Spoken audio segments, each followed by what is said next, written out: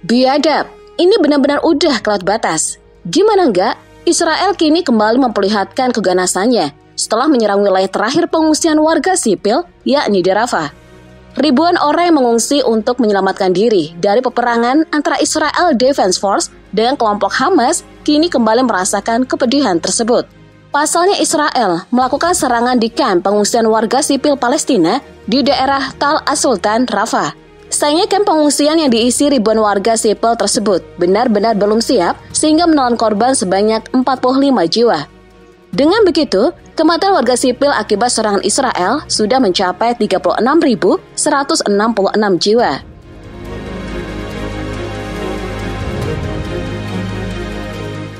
Serangan yang dilancarkan pada Minggu malam 26 Mei 2024 ini tentunya membuat seluruh mata kini tertuju ke Palestina. Pasalnya Israel dengan berani mengirimkan 7 bom seberat 900 kg yang ditemani rudal presisi ke kamp pengungsi yang diisi oleh warga sipil. Padahal sebelum melakukan invasi ke wilayah Rafah, Perdana Menteri Israel yakni Benyamin Netanyahu berniat menginvasi di Rafah karena ingin memusnahkan kelompok Hamas. Namun nyatanya bukannya menyerang kelompok Hamas, tapi malah menyerang warga sipil. Tapi kalian tahu gimana tanggapan Netanyahu soal serangan tersebut?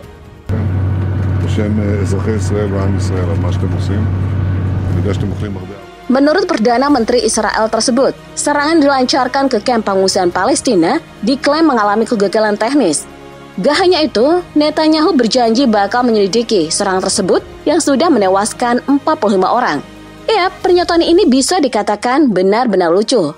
Pasalnya, seperti yang ditemukan tentara IDF menjatuhkan bom dan rudal presisi, tentunya hal tersebut bisa dikatakan gak masuk akal.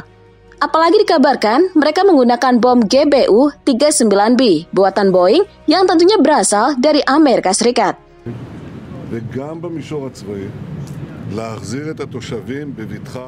Wajar jika kelompok Hamas mengatakan kalau Amerika Serikat bertanggung jawab penuh atas serangan dilancarkan Israel ke kamp pengungsian warga sipil di Rafah. Pasalnya kelompok Hamas mengklaim jika Amerika terus memberikan perlindungan politik dan juga militer, serta terus-menerus memasok peralatan militer, bom hingga amunisi. Padahal sebelumnya, Amerika berencana menghentikan pasokan persenjataan ke Israel jika sekutunya tersebut tetap ingin melanjutkan serangan di Rafah. Namun kenyataannya, Amerika tetap saja melanjutkan pengiriman persenjataan ke Israel. Akibatnya, anak-anak, perempuan, dan orang tua menjadi korban dari serangan persenjataan Amerika yang dikirimkan oleh Israel.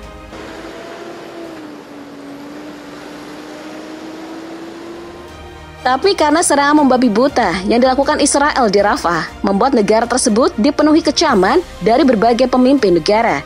Dan tentunya, salah satu negara yang mengecam aksi beringas Israel adalah Turki.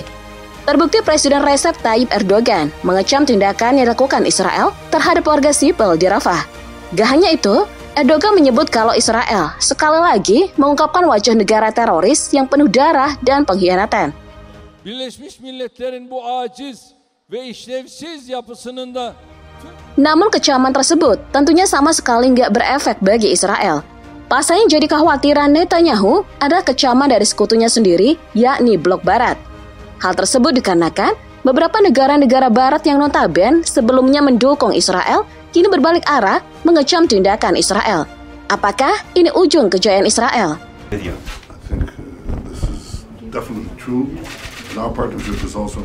Salah satu sekutunya yang berbalik arah mengecam Israel adalah Perancis.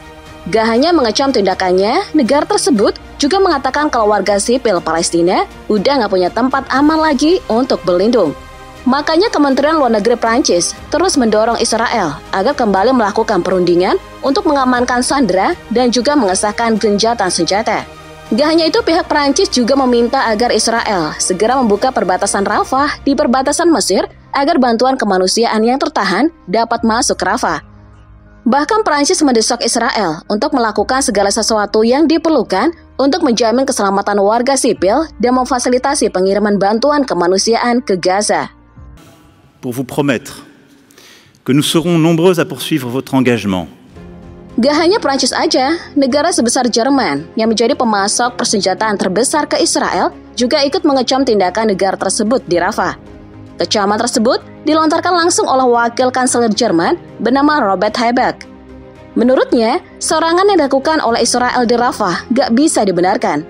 Gak cuma Habeck, Menteri Luar Negeri Jerman juga menyebutkan pernyataan yang sama terkait serangan Israel ke pengungsian warga sipil Palestina. Increase the crisis. If we are only caring for our own food supply. Negara Italia juga dikabarkan masuk dalam daftar negara yang mengecam tindakan Israel di Rafah. Kecaman tersebut dilontarkan oleh Menteri Pertahanan Italia, Guido Crosetto, yang mengatakan kalau rakyat Palestina diperas tanpa memperhatikan hak-hak baik laki-laki, perempuan, dan juga anak-anak gak bersalah yang gak ada hubungannya dengan Hamas. Dan tentunya, menurut Crosetto, ini gak bisa dibenarkan lagi. Namun faktanya, Italia udah mengecam Israel terkait rencana melancarkan serangan di Rafah. Menurut pihak Italia, tindakan militer Israel di Rafah dapat menimbulkan konsekuensi lebih buruk bagi warga sipil yang berkerumun di wilayah itu. Dan benar aja, tindakan tersebut menimbulkan mimpi buruk bagi warga sipil Palestina. Has been enriched by new and important global players, which are the expression of civil society. Lalu kemudian ada negara Spanyol yang juga turut mengecam tindakan Israel yang mengerikan itu. Menurut Menteri Luar Negeri Spanyol, yakni José Manuel Álvarez, menyebutkan kalau serangan Israel terhadap kamp pengungsi di Rafah yang menyebabkan puluhan warga Palestina menjadi korban, termasuk anak-anak, udah nggak bisa ditolerir lagi. Gak cuma itu aja, pihak Italia juga menegaskan kalau pihaknya menuntut gencatan senjata segera dan penghormatan terhadap legalitas internasional oleh semua pihak. Hal tersebut dikarenakan pihak Italia ingin agar semuanya menghindari lebih banyak kematian dan penderitaan. De datos de poner la ética en el centro del debate. Udah begitu banyak hingga nggak terhitung lagi negara yang turut mengecam tindakan genosida oleh Israel terhadap warga sipil Palestina.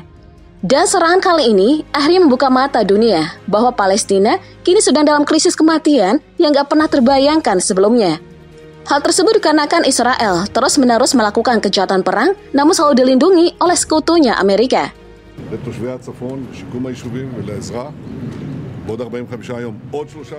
Dan kali ini peluang menghentikan tindakan genosida di Gaza bakal terbuka lebar.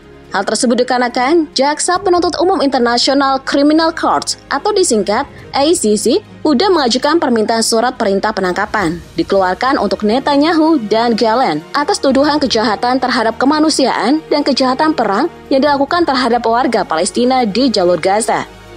Apakah ini akhir dari karir Perdana Menteri Netanyahu? Under the direction of the two principal trial lawyers standing behind me today.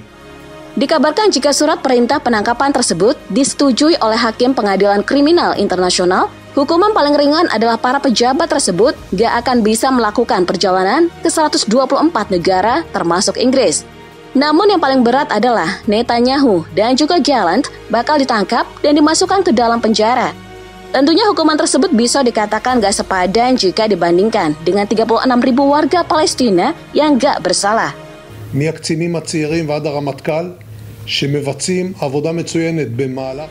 Apalagi Jaksa Umum Pengadilan Kriminal Internasional mengatakan kalau Netanyahu dan Gallant memikul tanggung jawab pidana atas jumlah kejahatan perang, termasuk membuat warga sipil kelaparan dengan sengaja menyebabkan penderitaan besar atau cedera serius, pembunuhan yang disengaja, dan serangan disengaja terhadap penduduk sipil.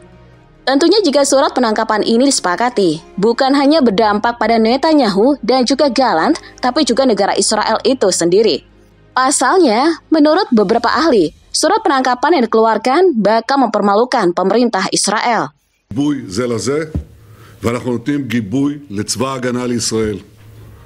Namun surat penangkapan untuk Netanyahu dan Gallant sepertinya bakal sulit untuk disepakati. Sama seperti pengajuan gencatan senjata di forum PBB, Amerika Serikat juga cukup tegas mengecam pengumuman Ketua Jaksa Pengadilan Kriminal Internasional pada hari Senin terkait permintaan surat perintah penangkapan bagi Netanyahu dan juga Gallant. Pihak Amerika beberapa kali menormalisasi kejahatan perang yang dilakukan oleh Israel dengan mengatakan bahwa Israel ingin melakukan semua cara untuk memastikan pelindungan bagi warga sipilnya. Dan menurut mereka, semua yang dilakukan Israel hingga menewaskan 36.000 jiwa warga sipil di Palestina bukanlah genosida.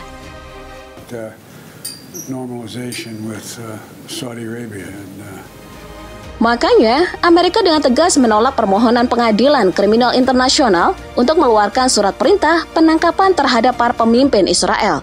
Namun pihak jaksa mengatakan kalau kejahatan terhadap kemanusiaan yang dituduhkan dilakukan sebagai bagian dari serangan yang meluas dan sistematis terhadap penduduk sipil Palestina berdasarkan kebijakan negara.